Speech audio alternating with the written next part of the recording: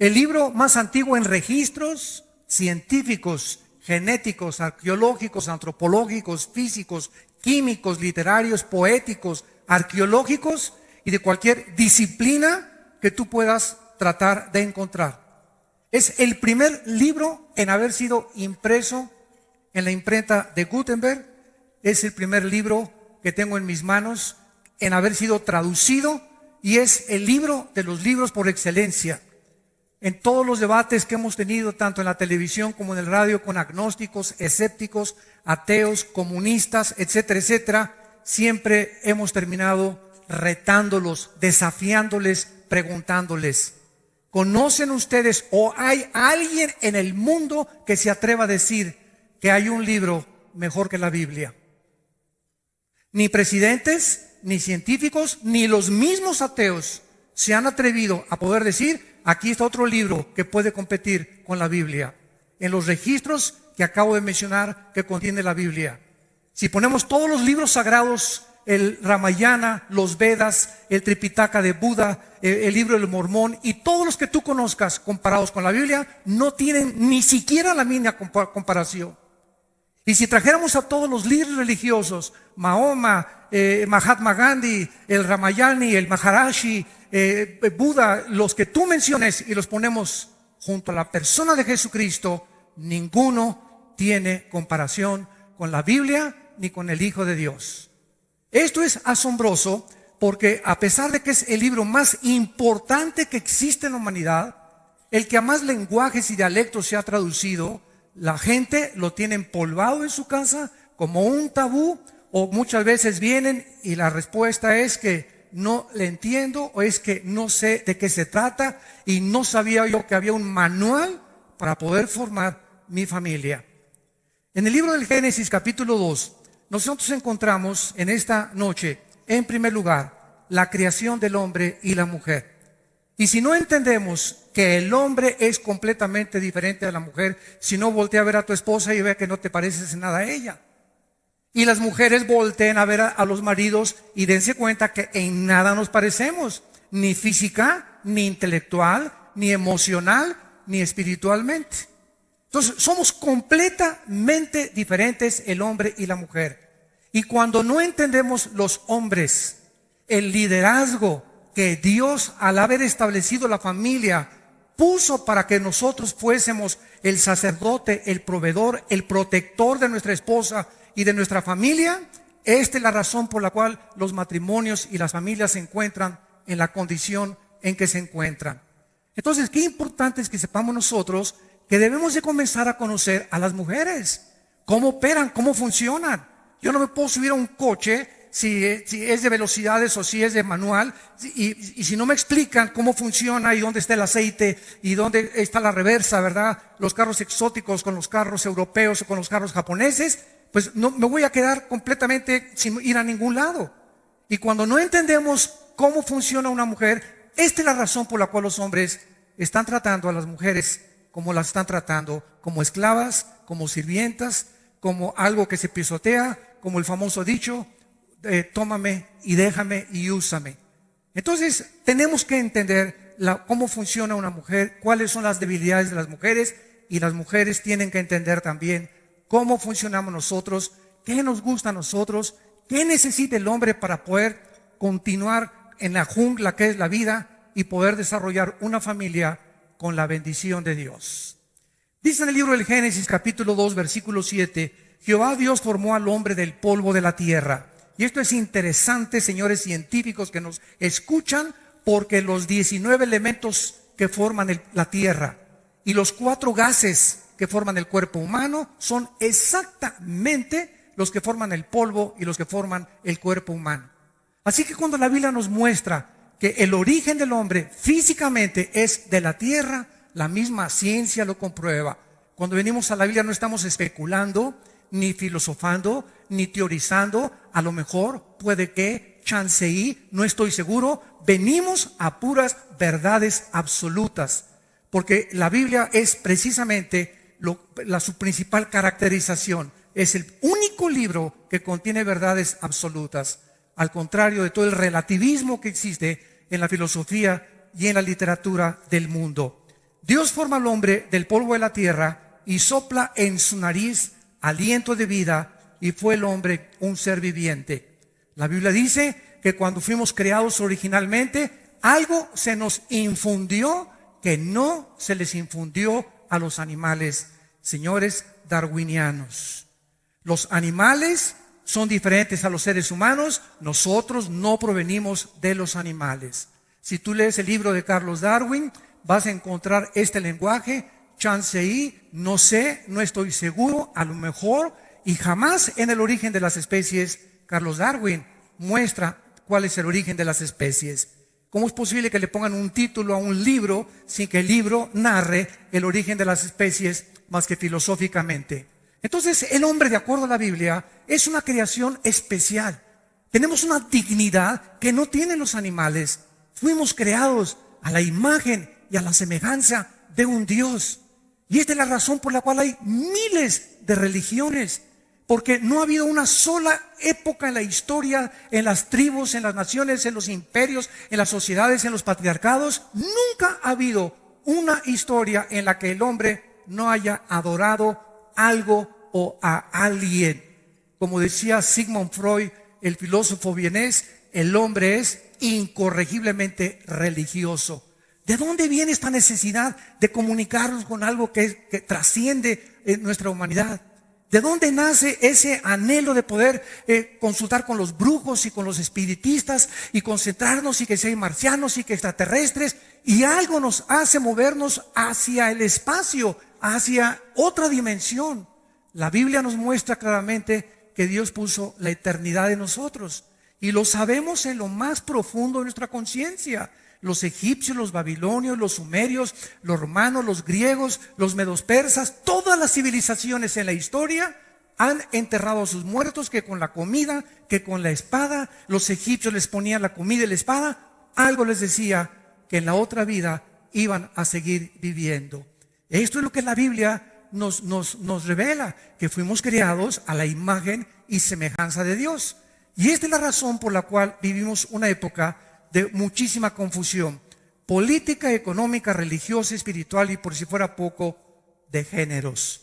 Ya se están mezclando la masculinidad con la feminidad. Ahora los hombres son más femeninos y las mujeres son más masculinas. Se está perdiendo completamente este diseño sin que nos demos cuenta, porque todo pasa a través de los años de una forma imperceptible. He usado muchas veces el ejemplo de una rana. Tú agarras una rana y la metes en una olla con agua fría y le prendes la estufa. La rana comienza a adaptar la temperatura de su sangre con el agua hirviendo, y en lugar de que salte cuando está hirviendo el agua, ahí se queda. Hoy en la noche haces experimento con la olla, con la cosa de los frijoles. De la misma forma estamos nosotros adaptándonos, así nos estamos adaptando a la nueva moral. A la nueva moral. Ahora ya es una cosa normal que tengan relaciones sexuales nuestros hijos antes de casarse. Ahora es normal que el hombre tenga a su amante. Ahora es normal ya un hombre con un hombre, una mujer con una mujer. Esto ya es el colmo de la depravación humana. Y no nos damos cuenta y lo festejamos. Y se está legislando en las leyes sin que nos demos cuenta en qué consiste realmente el fundamento de la sociedad. Y estamos luchando por mejor economía y mejores armas y mejores políticas, cuando lo que nos está destruyendo es algo interno, damas y caballeros. La inmoralidad es la que impide que podamos progresar y avanzar, porque sin la bendición de Dios ninguna nación puede adelantarse ni poder progresar tampoco. La familia en el matrimonio y en la iglesia es la enseñanza práctica de que el hombre y la mujer no son iguales en sus funciones. Esta enseñanza de que el hombre y la mujer ahora, en la época moderna, son iguales, viene de un versículo en el libro de los Gálatas, capítulo 3, versículo 28, que dice así. El apóstol Pablo, al hablar a los Gálatas, les dice: ya no hay judío ni griego, no hay esclavo ni libre, no hay varón ni mujer, porque todos vosotros sois uno en Cristo Jesús. Entonces se usa este versículo para poder concluir de que el hombre y la mujer son iguales. Y que las mujeres pueden ser policías, luchadoras, boxeadoras, aviadoras, y pueden hacer todas las cosas porque no hay diferencia entre el hombre y la mujer. Y esta es la razón por la cual se encuentra como se encuentra la sociedad. Y aquí está hablando que somos iguales en el cuerpo de Cristo, pero no en las funciones. Y esto es muy importante para poder poner los fundamentos en esta serie del matrimonio y la Biblia. Vamos a ver que muchos líderes, ¿verdad?, están hablando de que el varón y la mujer, al ser nosotros diferentes, tenemos nosotros que entender cuáles son las funciones con las que Dios nos ha creado. No hay nada más maravilloso, más satisfactorio y que glorifique más a Dios que ver al varón y a la mujer trabajando y aceptando juntos el plan de Dios para sus vidas. Varones, Dios tiene una posición para nosotros que no puede ser cambiada por nada. Y cuando nosotros aceptamos el plan que tiene Dios para nosotros como varones, Dios nos bendice como ustedes no se pueden imaginar. Cuando las mujeres aceptan la razón por la cual fueron creadas y las funciones para los cuales fue diseñada su cuerpo, su mente, su espíritu, sus emociones, sus sentimientos, la mujer entonces comienza a realizarse. Y ya no trata de imitar a Lady Gaga, ni a Madonna, ni a las artistas de las telenovelas, sino que la mujer recobra su identidad. Y comienza el hombre y la mujer a recobrar su identidad, a entender que el plan de Dios es maravilloso. La importancia de la masculinidad y de la feminidad se ha ido erosionando, insisto, y devaluando, inclusive en las iglesias cristianas. Por lo que tenemos la obligación de promover matrimonios heterosexuales, monógamos y saludables. Y esto solamente es posible cuando entendemos la diferencia de nuestras responsabilidades. Nunca será vencido actuar en contra de la Biblia. Cuando nosotros queremos formar la Biblia a nuestro criterio y no nosotros someternos a lo que dice Dios, no vamos a encontrar jamás la razón y el propósito por el cual vivimos. Dice en el libro de Deuteronomio 4, 39 y 40, aprende pues hoy y reflexiona en tu corazón que Jehová es Dios arriba en el cielo y abajo en la tierra y no hay otro. Y guarda sus estatutos y sus mandamientos, los cuales yo te mando hoy, para que te vaya bien. No puede irnos bien en la vida sin la obediencia a las palabras y a las leyes de Dios. Es imposible que nos vaya bien en la vida. Y a lo mejor puedes hasta prosperar y ser presidente o gobernador o hacer muchos negocios, pero como la mayor parte de los empresarios que hemos tenido la oportunidad de convivir con ellos, políticos, estuve en la Cámara de Diputados, me invitaron para dar una conferencia también a más de 56 diputados, siempre hemos encontrado algo, ríen por afuera y lloran por dentro, hogares destruidos, matrimonios divorciados, pero alcanzaron el éxito ante el mundo, pero no como familia, no como matrimonio, no como hombres. Y esta es la razón por la cual hay tantos suicidios, billonarios que se quitan la vida porque se cae la bolsa de valores y toda su esperanza estaba en el dinero. Hombres, ¿verdad?, que no tuvieron el valor de poder serles fiel a una sola mujer y creyeron que eran machos, macho camacho, para tener 3 o 4 amantes. Y todo este deterioro que vemos a nuestro alrededor solamente tiene el mismo origen: ignorar la palabra de Dios. No es el propósito de Dios que nosotros conformemos nuestra vida a la Biblia, sino la Biblia a nosotros. Veamos en primer lugar, en el libro del Génesis, en el pasaje que acabamos de leer, del capítulo 2, que los roles fueron creados por Dios y no son el resultado del pecado. ¿Qué les quiero decir? Que mucha gente dice que el liderazgo se perdió después del pecado, pero que antes del pecado el hombre y la mujer eran iguales y que no había liderazgo del hombre antes del pecado. Sin embargo, no es lo que la Biblia enseña, sino que desde antes del pecado, Dios desde el principio de la creación creó primero al varón, y Dios es un Dios de orden. Veamos de qué forma la Biblia nos muestra que desde antes del pecado el varón recibió el liderazgo para ser el jefe, el proveedor, el director de su familia, el capitán de su barco. Dice en Génesis 2, del 7 al 8, después de que Dios forma al hombre del polvo de la tierra, primero que la mujer, en el versículo 15, tomó Jehová Dios al hombre y lo puso en el huerto de Edén para que lo labrara y lo guardara. Antes de que la mujer naciera, antes de que Eva fuera sacada, Eva estaba escondida dentro de nosotros.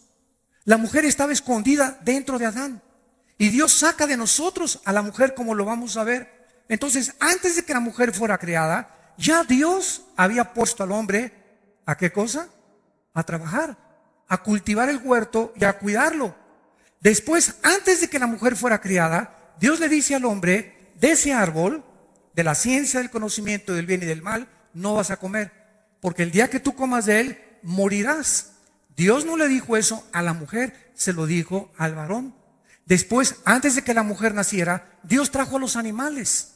Y entonces Adán le da el nombre a cada uno. Ese es chango, ese es venado, ese es rinoceronte, ese es jirafa. No la mujer, el hombre. Y después de que Adán le da el trabajo a Dios de cultivar, de darle el mandamiento y de darle nombre a todos los animales, Dios hace a la mujer por causa del varón y no a la mujer por causa del varón. La mujer por causa del varón, y no el varón por causa de la mujer. Dice la Biblia en el versículo 19: Jehová Dios forma de la tierra a todas las bestias y a todas las aves, y las trae a Adán, para que viera Adán cómo habían de ser llamadas. Y todo lo que Adán llamó a los animales vivientes, ese es su nombre. Entonces Jehová Dios hizo caer sueño profundo sobre Adán, y mientras éste dormía, tomó una de sus costillas y cerró la carne en su lugar. Y de la costilla que Jehová Dios tomó del hombre, hizo una mujer y la trajo al hombre. Hace algún tiempo, un director de una universidad me invitó a una conferencia titulada ¿Creación o evolución? Yo tenía que demostrar que hay más evidencias científicas en la creación bíblica del libro del Génesis que la famosa teoría darwiniana que provenimos de una sola célula y somos el resultado de una selección natural. Este maestro se comenzó a burlar de mí en frente de los estudiantes. Eran como 800,000 estudiantes en una universidad del Estado de México, y me dijo: ¿usted es de esos que creen que venimos de una mujer y de un hombre? Yo le contesté, le dije: ¿y usted es uno de esos que creen que venimos del chango? Y entonces me contestó: ¿qué usted me quiere decir? Le dije: bueno, usted es de las personas que dicen que por accidente apareció un chango con órganos reproductores masculinos, y por otro accidente apareció una changa con órganos reproductores femeninos, un jirafo con órganos reproductores masculinos, una jirafa, un elefante, una elefanta, un tigre, una tigresa, un león, una leona. Todo por accidente, los sexos aparecieron de la nada. Y después se junta el chango con la changa y nace un changuito. Somos dos accidentes en medio de un accidente, le contesté. Le dije: ¿no le parece eso absurdo? Dentro de la misma ley de las probabilidades matemáticas, es 10 a la 12ª potencia de que esto haya sido posible, de que nosotros hayamos provenido de los dinosaurios, los peces de los dinosaurios, de las culebras, de los animales, y de que todo ha sido el resultado de un accidente. Y entonces me dice: ¿y qué de científico hay en la creación del Génesis? Le dije: volvamos a leer lo que dice la Biblia. Qué interesante que hasta 1860, damas y caballeros, Gregorio Mendel descubre las leyes de la herencia.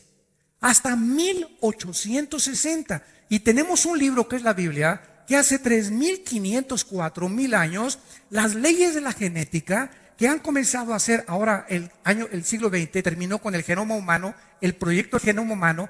La Biblia comience apenas a darse cuenta, los científicos, que la Biblia tenía razón. ¿Por qué Dios saca a Eva de una costilla? Porque ahora la ciencia médica ha comprobado que la médula es donde se forman los huesos. Es en los huesos donde se forma la sangre.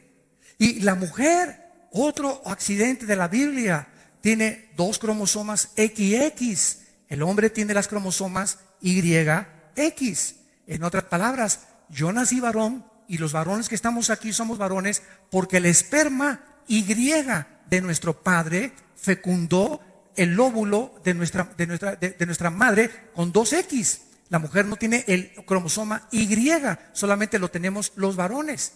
Y de esa forma Dios hace que del material genético que el hombre tenía, saca a la mujer, y no al contrario. Yo he preguntado a casi en todas las escuelas a los estudiantes, en los mismos seminarios teológicos: ¿quién creen ustedes que fue creado primero, el hombre y la mujer. Todos contestan, el 95% la mujer, porque todos los que estamos aquí somos hijos de una mujer. Sin embargo, la Biblia nos dice que fue al contrario, es la mujer la que fue sacada al hombre. Esto no lo pudimos haber inventado, ni Moisés tampoco. ¿Quién le reveló a Moisés las leyes de la herencia desde el principio de la creación? ¡Qué increíble es la Biblia! Y así podemos seguir con todas las evidencias científicas que la Biblia nos muestra de qué forma tan impresionante las verdades que se encuentran son las verdades que apenas la ciencia está comenzando a descubrir. Vemos entonces la responsabilidad masculina. Fue al varón a quien se le hace la advertencia: no comas del árbol del conocimiento del bien y del mal. ¿Por qué le prohíbe Dios al varón comer de ese árbol? Muy sencillo. Dios no quería que el hombre conociera el bien y el mal sin él. Y en el momento en que nosotros creemos que podemos distinguir y discernir qué es bueno y qué es malo, esta es la razón por la cual la sociedad se encuentra como se encuentra. No hay nada de malo que un hombre se case con un hombre. Dios mío, María, José y el burrito que los acompañan. No hay nada de mujer que dos mujeres vivan solas y que adopten niños. Esta es la forma en la que la sociedad ha llegado. Ya no hay discernimiento entre el bien y entre el mal. Ya todo es relativo. Ya todo se vale, todo es permisivo. Imagínense los nazis en la Segunda Guerra Mundial, cuando fueron enjuiciados en el juicio de Nuremberg, 1947-48, en la ciudad de Berlín, Alemania, que se levantó uno de los nazis y le dijo a los jueces: es que para nosotros los judíos eran ratones. Y el Führer nos dijo que los elimináramos por bien del partido. Y para nosotros no es asesinato, es eliminar para beneficio del partido. El robo no es robo, es expropiar para el beneficio del partido. Y comenzaron a maquillar lo que la Biblia le llama pecado. Imagínense nada más que nosotros llegáramos a ese punto en el que ellos consideran que eso fue bueno, para nosotros no es bueno. Entonces, ¿quién va a decir que es bueno y que es malo? Para los caníbales es bueno comerse a las gentes. Para otras personas en los talibanes es matar a la mujer y prohibirles que trabajen y que manejen en Arabia Saudita. Para nosotros no. ¿Acaso hay un parámetro? ¿Acaso hay un patrón que nos pueda decir realmente quién está bien y quién está mal? ¿O somos una sociedad en la que estamos enloqueciendo y en la que vamos a llegar a enloquecer peor todavía? Porque así va a acabar el mundo, dice la Biblia. ¿Por qué? Porque no sabemos que Dios nos ha dejado las leyes morales para que nosotros podamos funcionar. Y cuando nosotros nos olvidamos de Dios y tomamos el lugar de Dios y nos ponemos en el lugar de Dios, nos hacemos dioses. Si tú eres ateo, no eres ateo, porque tu Dios es tu propia vida. Entonces nadie tiene por qué decir que es ateo, porque si no reconoces a un ser supremo, creador y sustentador de todas las cosas, y el juez de la humanidad, que muy pronto juzgará al mundo después de que tú mueras y de que yo muera, entonces tú eres para ti mismo Dios. Pero no hay nadie que pueda ser exento de poder decir soy independiente o soy autónomo, porque no lo eres. Vemos esta responsabilidad. No significa un derecho al poner Dios al varón como líder de la mujer y de la familia. No implica superioridad ni autoexaltación, sino es por cuestión de un orden divino. Dice en la primera carta a los Corintios, capítulo 11, versículos del 8 al 9, porque el varón no procede de la mujer, dice el apóstol Pablo, sino la mujer del varón. Él confirma lo que dice Génesis 3000 años antes. Y tampoco el varón fue creado por causa de la mujer, sino la mujer fue creada por causa del varón. Y más adelante el apóstol Pablo, en su primera carta a Timoteo, dice en el capítulo 2, versículo 13, porque Adán fue formado primero, después Eva. Esto implica que el varón era llamado ante Dios. Desde que Dios nos formó a los dos con dos sexos diferentes, que hubiera un orden donde manda capitán, no gobierna marinero. No hay dos capitanes en un barco, no hay dos presidentes de la república, no hay dos jefes de policía, no hay dos coaches, no hay dos directores de orquesta. En todos lados vemos esta imagen y esta analogía de lo que es el liderazgo. Pues Dios en su sabiduría, al formar la familia, le dio al hombre toda la responsabilidad de su esposa, de sus hijos, de la provisión, de la dirección moral y todas las cosas que acarrean el ser un hombre y el ser director de nuestra casa y familia. Veamos esto, comprobámoslo en el capítulo 3 del Génesis, cuando el hombre peca. Una pregunta: ¿quién pecó primero, Adán o Eva? A ver, mis teólogos, fue la mujer la que peca primero.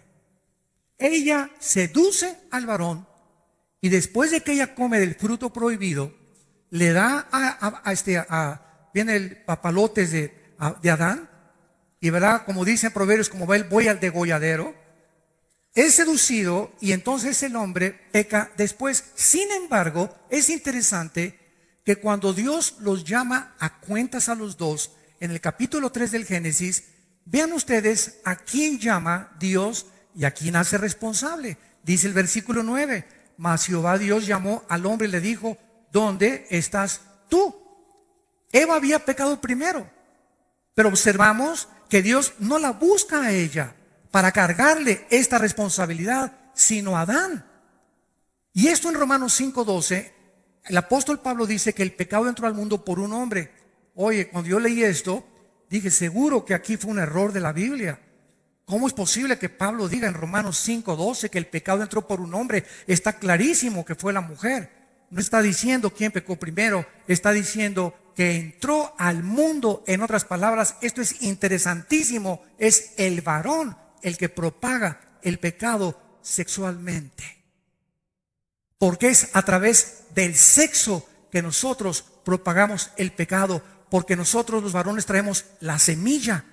La mujer es la receptora, es como una estación que manda una señal y se recibe, la receptora recibe la señal. La mujer recibe la semilla y en su vientre ella, ¿verdad?, se desarrolla lo que es el cigote, el feto y después el producto.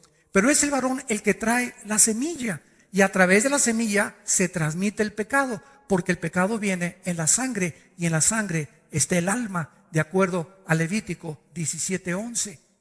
Qué interesante todas estas cosas a luz de la ciencia actual, de la genética, de la física, de la química, que todo esto tiene sentido. Porque Cristo no pudo nacer de José y de María. Porque el Espíritu Santo tuvo que cubrir a María, la Virgen María, para que naciera el Hijo de Dios. Porque a José se le dijo: tú no te metas, tú no vas a embarazar a tu esposa, voy a ser yo, digo el Espíritu Santo, porque el santo ser que va a nacer tiene que nacer sin pecado. Espérame tantito. Entonces, si José se hubiera tenido relaciones con María, el Hijo de Dios hubiera nacido con pecado. ¿Por qué? Porque el hombre es el que transmite el pecado a través del cromosoma Y de la sangre. Y esta es la razón por la cual se prohibió que José no tuviera relaciones. La mujer no le pasa la sangre al feto hasta el tercer mes. Lo produce la médula de sus huesos. Y la sangre de Cristo fue producida por el Espíritu de Dios. Pero al mismo tiempo, Él tenía que traer el genoma humano para identificarse con los seres humanos y nacer de una mujer, de acuerdo a la promesa: Abraham, Isaac y Jacob. Y todo esto lo podemos ver a la luz de todo lo que está pasando. Y acabamos con la conclusión: la Biblia tenía razón. Estos roles fueron corrompidos con el pecado, porque el hombre rehuye de su responsabilidad y la mujer comenzaría a tratar, escúchenme mujeres y hombres, cuando el pecado entra y Dios llama a Adán y lo hace culpable a él y responsable de lo que pasa. Vean en Génesis 3 lo que pasa desde Adán hasta nuestros días. Dice el versículo 16: a la mujer le dijo: multiplicaré en gran manera los dolores. Es la primera vez que aparece la palabra dolor en la Biblia. Tus dolores, en tus preñeces con dolor darás a luz tus hijos. Escucha esto: y tu deseo será para con tu marido, pero él se enseñoreará de ti. Desde Adán hasta nuestros días. Escuchen esto, mujeres, todas ustedes, hasta Santa Rita de Casa y la Juana de Arco. La que tú me digas, todas las mujeres traen dentro de su naturaleza femenina la intención y el potencial de querer gobernar al hombre. de querer imponerse ellas al liderazgo del hombre. Es la naturaleza femenina, por naturaleza humana del pecado. Tratar de usurpar la posición que Dios le dio al varón. De ahí vienen los famosos matriarcados. ¿Qué es un matriarcado? Una familia donde el varón es el pinole nada más. Donde él ni pío dice, las decisiones, las órdenes, todo proviene de la mujer. Y es interesante que, de acuerdo al doctor James Dobson, un cristiano psicólogo en Los Ángeles, dice que el 75% de los homosexuales provienen de familias con matriarcados, donde los varones han crecido bajo las faldas de la mamá y han perdido la imagen y el patrón de un varón. El 75% de los homosexuales provienen de hogares donde hay matriarcado, porque se está violando las leyes de Dios. No es la voluntad de Dios que en un hogar la mujer sea la capitana, ni tampoco sea la jefa de jefas, ni la capo de capas, sino que sea el varón, porque ese es el orden divino. Y lo vamos a ver con más calma mañana en todo el desarrollo de esta conferencia, para ver de qué forma se tiene el varón que desarrollar. Ahora bien, cuando nosotros entramos al punto de liderazgo, tenemos que comprender uno de los problemas del lenguaje. Es de que muchas palabras conllevan diversas connotaciones. Y cuando se usa la palabra líder o jefe, las mujeres luego, ¿verdad? Inmediatamente, no. A mí yo no me tengo por qué someterme. Yo no tengo por qué reconocer que mi esposo es líder. Sin embargo, ve el ejemplo. Un director de orquesta es el líder de los músicos. Imagínate al saxofonista. A ver, está mal usted, bájese de ahí. Un entrenador de un equipo tiene que ser el líder del equipo y se tiene que someter al coach, al entrenador. Un gobernante es el presidente, el gobernante se le tiene que rendir sumisión al gobierno. Para un capitán de un barco, imagínate los marineros. No, cámbiale por favor el rumbo y vayámonos hacia el sur. Espérame tantito, tú eres marinero y donde manda capitán no gobierna marinero. Un guía de turistas precisamente es el que dirige y es el que lleva a un grupo determinado de personas en ciertos diferentes parajes y diferentes situaciones. Un jefe militar, los soldados se tienen que someter a él. Un piloto de un avión es el capitán de la nave y todas las aeromosas y todo el mundo se tiene que someter a lo que el capitán del avión tiene que dirigir.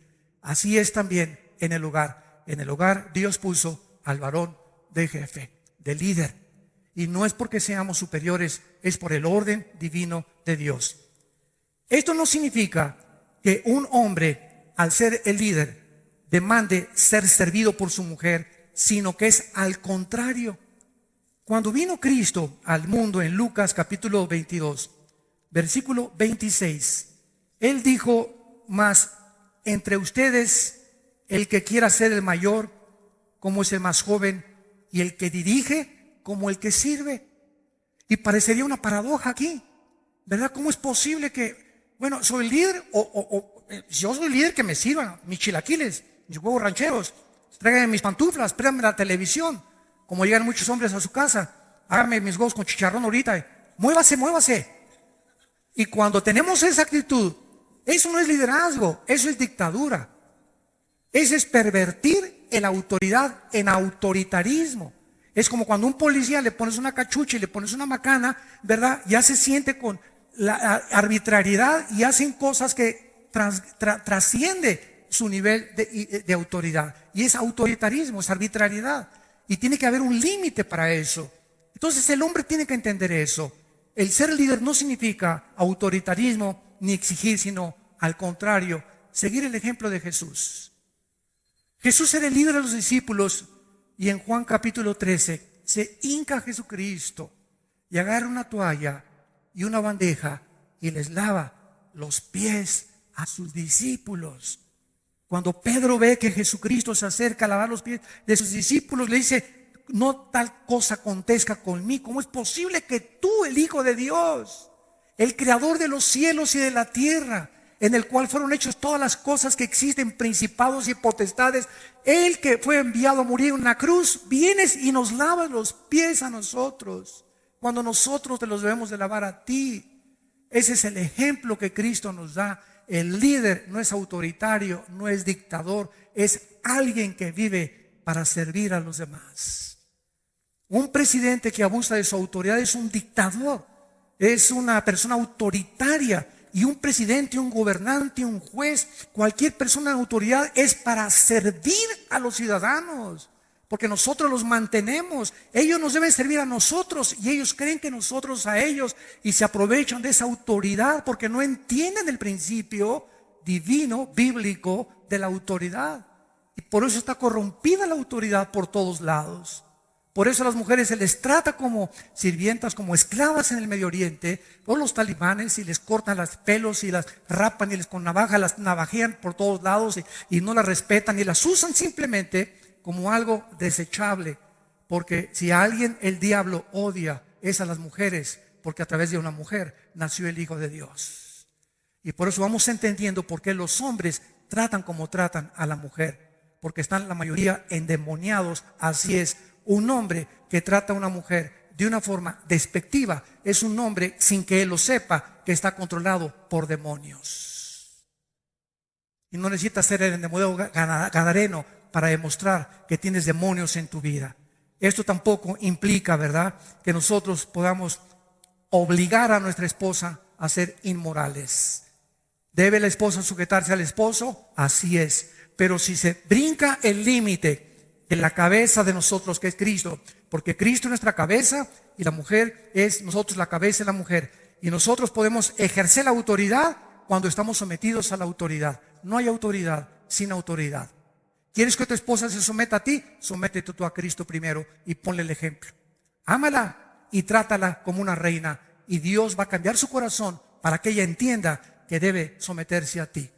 Pero hay muchas mujeres rebeldes, amargadas, resentidas, frígidas sexualmente por la forma en la que son tratadas, porque son tratadas como trapos, y la mujer lo sabe cuando simplemente la usas para tener relaciones sexuales y no la amas, no la abrazas, no eres considerado, no le das flores, no entiendes que es como una flor que se tiene que cultivar y se está marchitando tu esposa porque solamente tú estás centrado en tu propio ego y has usado la autoridad con autoritarismo.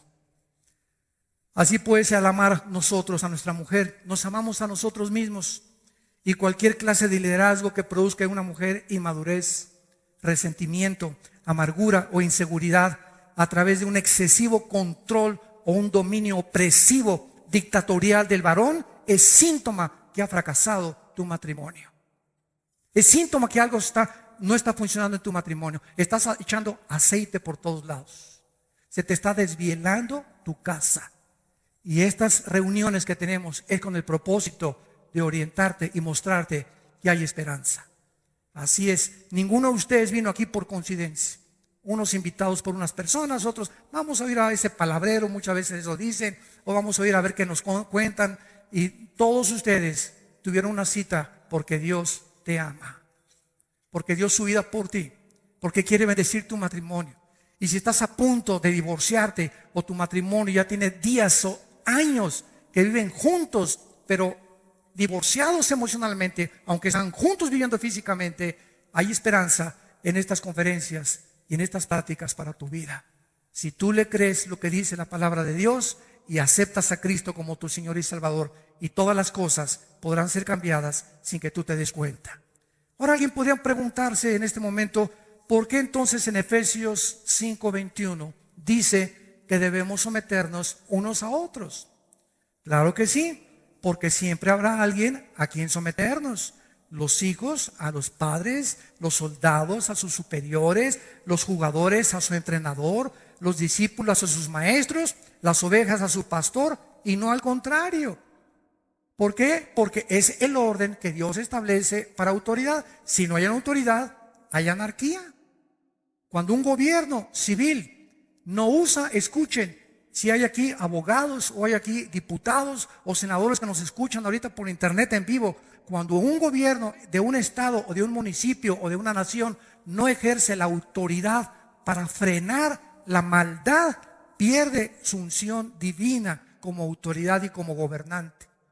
Porque cualquier gobierno que permita que se que se incendien los edificios y que se cause el caos y que se bloqueen las carreteras y no haga nada por evitarlo, está permitiendo la anarquía en ese país. Desgraciadamente, por causa del pecado, se tiene que usar la fuerza muchas veces, los soldados, los granaderos, los marines, etcétera, etcétera, por causa de la rebelión del pueblo.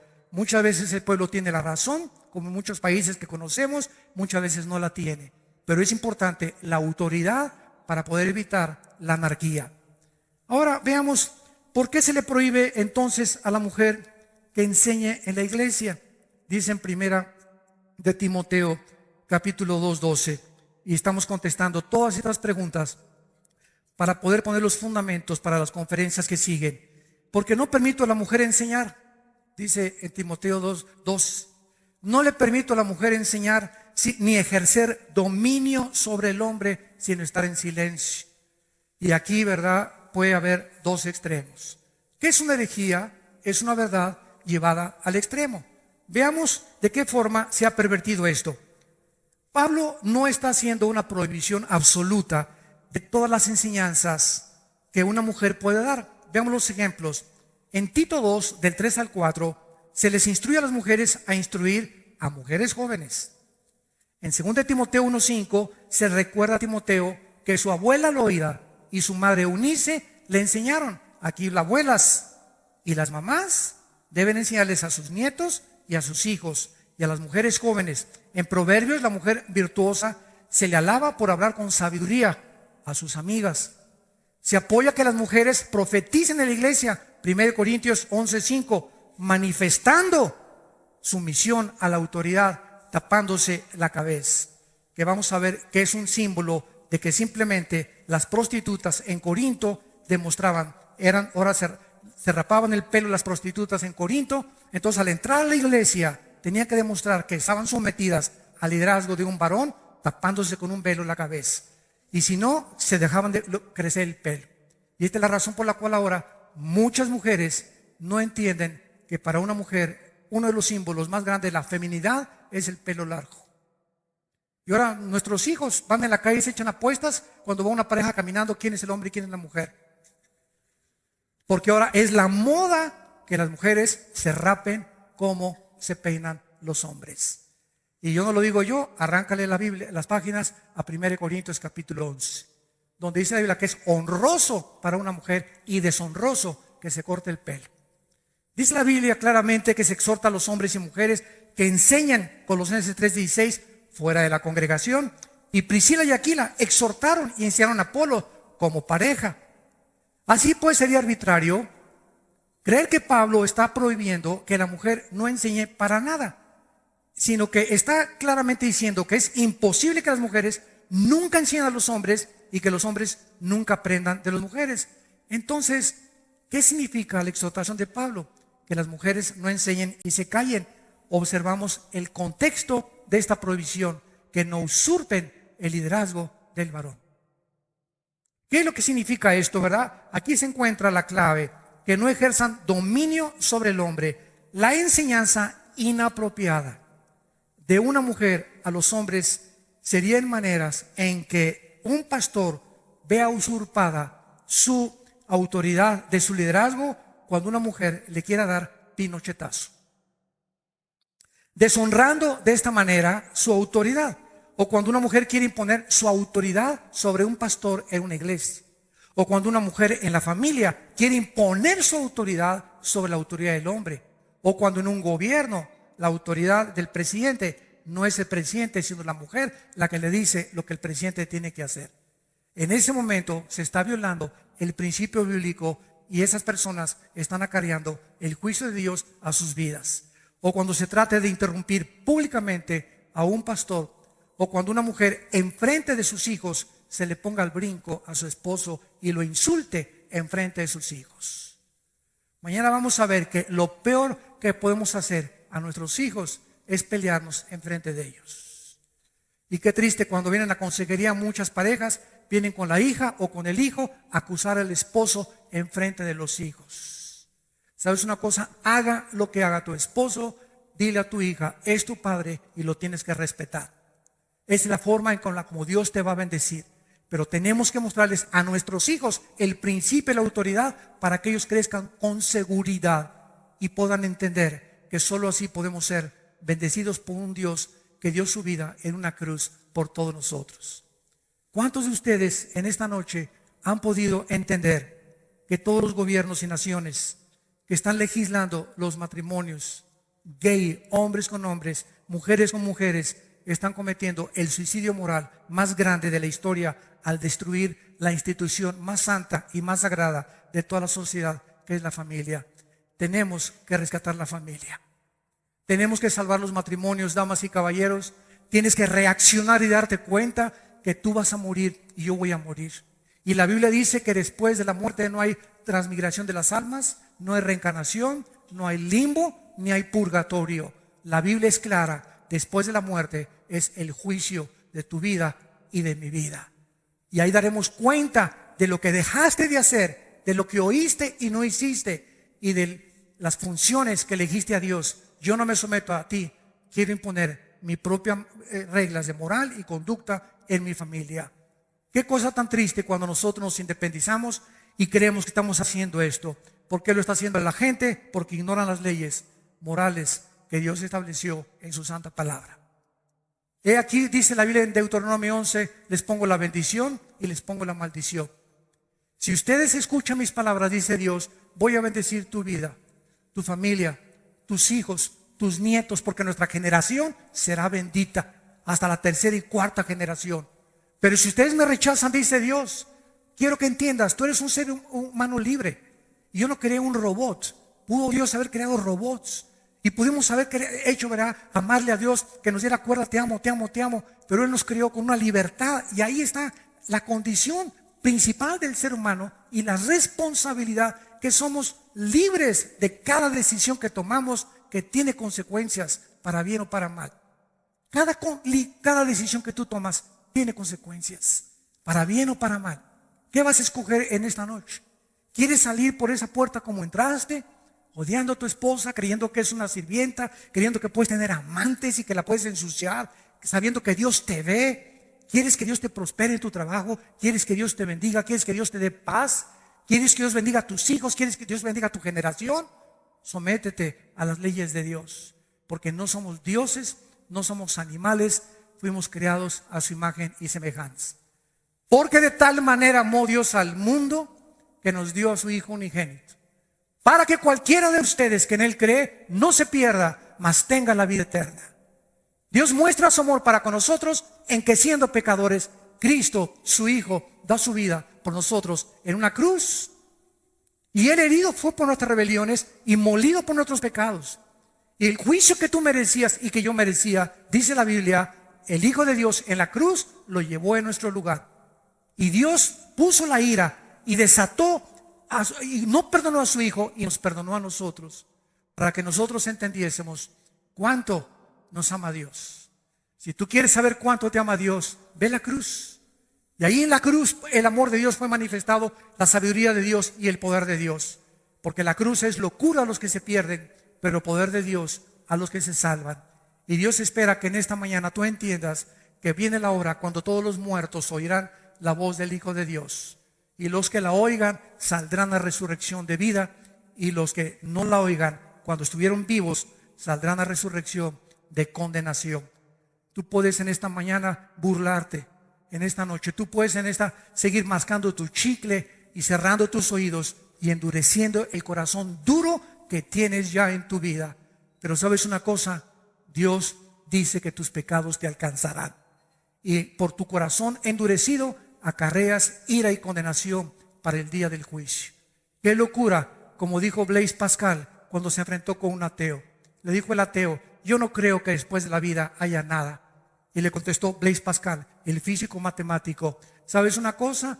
La Biblia dice que después de la vida hay otra vida y que hay una resurrección. Si tú dices, le dijo Pascal al ateo, si tú dices que no hay nada y yo me muero, no pierdo nada. Pero si Cristo tiene razón, ¿qué amolada te vas a llevar? Así que salimos ganando de todas maneras. Si Cristo fue un mentiroso, no perdimos nada. Pero si Cristo es lo que Él dijo ser, el camino, la verdad y la vida, la resurrección y la vida, el pan que descendió del cielo, el pastor que da su vida por las ovejas, necesitamos oír su voz. Necesitamos someternos a sus mandamientos, convertirnos en sus discípulos y entender que Él es el único que puede salvar a nuestra familia. Les pido por unos instantes, los que gusten, que inclinen su cabeza. Y así con tu rostro inclinado,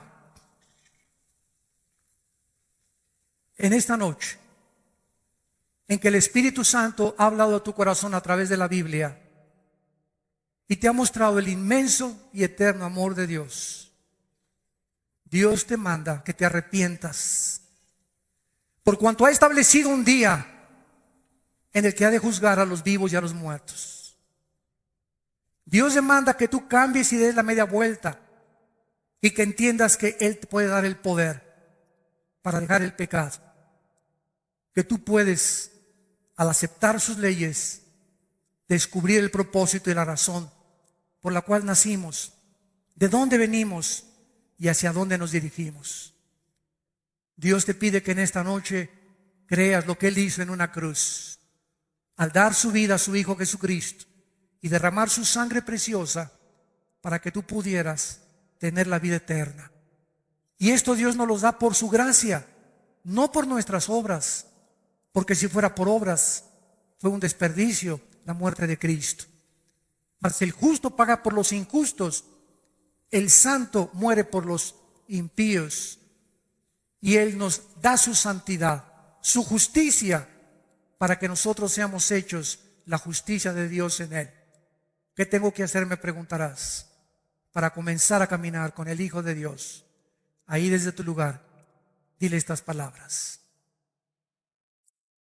Señor mío y Dios mío, te pido perdón por mi vida.